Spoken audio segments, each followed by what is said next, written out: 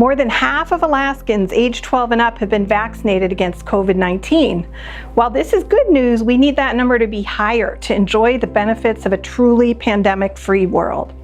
Hi, I'm Dr. Michelle Laufer, pediatrician at Medical Park Family Care. While the availability of safe and effective COVID vaccine has allowed many kids to safely return to socializing and their favorite activities, some parents are still hesitant to vaccinate. This is natural, since we all want to make the right choices for our children. I chose to vaccinate my teens and want to address a few common concerns I hear in clinic from other parents. First, were these vaccines tested adequately, and are they safe? This is a great question. Check out this graph. All vaccines go through the same steps for approval by the FDA.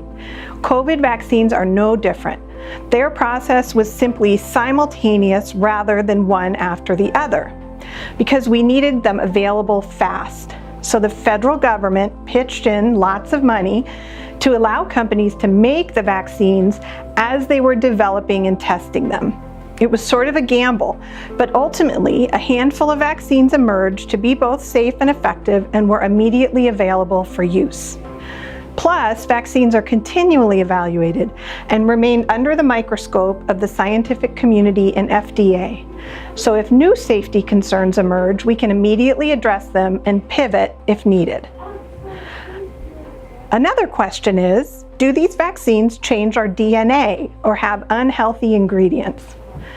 The current available COVID vaccines for children carry 4 things: a snippet of our mRNA, some salt, some fat, and some sugar. mRNA is not the same as DNA. mRNA vaccines do not interact with our DNA at all. They provide our body a tiny blueprint which is broken down and eliminated in days. Another question is, should I vaccinate my child when kids don't get that sick with COVID?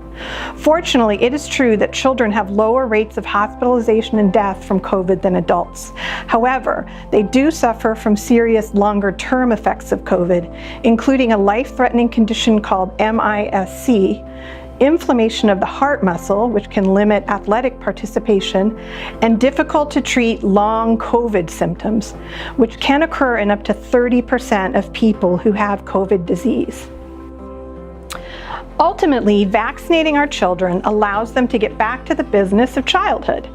Kids can safely return to school and activities, be protected from long-term effects of COVID, avoid quarantine following an exposure, and be protected from even the emerging variants of COVID, which may be more dangerous and infectious.